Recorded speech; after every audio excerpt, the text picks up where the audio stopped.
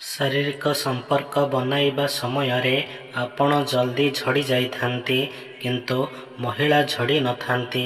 ତେବେ 25ରୁ 30 ମିନିଟ୍ ପରେ ଯେତେବେଳେ ଆପଣଙ୍କ ଗୁପ୍ତାଙ୍ଗ ପୁଣି ଥରେ ସମ୍ପର୍କ ବନାଇବା ପାଇଁ ପ୍ରସ୍ତୁତ ହୋଇଯାଏ, ସେତେବେଳେ ସମ୍ପର୍କ ବନାନ୍ତୁ।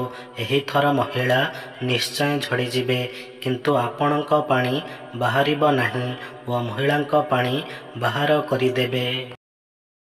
ଅତ୍ୟଧିକ ବୀର୍ଯ୍ୟନାଶ ଆପଣଙ୍କ ଶୁକ୍ରାଣୁ ସଂଖ୍ୟାକୁ କମ୍ କରିଦେଇଥାଏ, ଯାହା ଆପଣଙ୍କ ବୀର୍ଯ୍ୟକୁ ଶୂନ୍ୟ କରିଦେଇଥାଏ ଏବଂ ଭବିଷ୍ୟତରେ ଆପଣ ସନ୍ତାନ ଜନ୍ମ କରିବାରେ ଅସୁବିଧାର ସମ୍ମୁଖୀନ ହୋଇପାରନ୍ତି।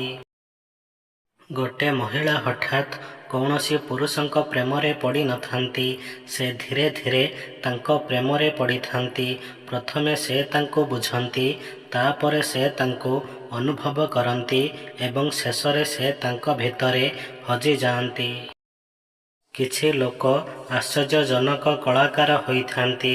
ସେମାନେ ସମ୍ପର୍କ ବଜାୟ ରଖିନଥାନ୍ତି, କେବଳ ନିଜର ପଣିଆ ଦେଖାଇବା ପାଇଁ ଅଭିନୟ କରିଥାନ୍ତି।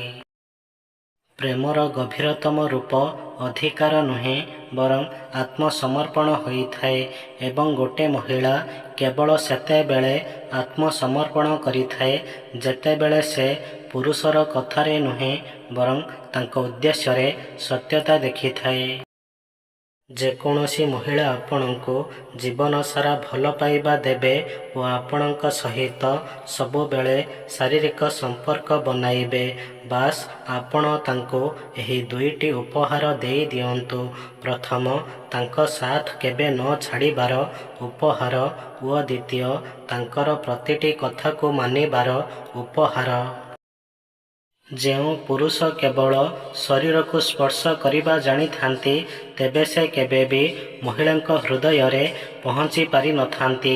କେବଳ ସେ ହିଁ ତାଙ୍କ ହୃଦୟରେ ପହଞ୍ଚି ପାରିଥାନ୍ତି, ଯିଏ ତାଙ୍କ ମର୍ଯ୍ୟାଦାକୁ ସ୍ପର୍ଶ କରିପାରିଥାନ୍ତି।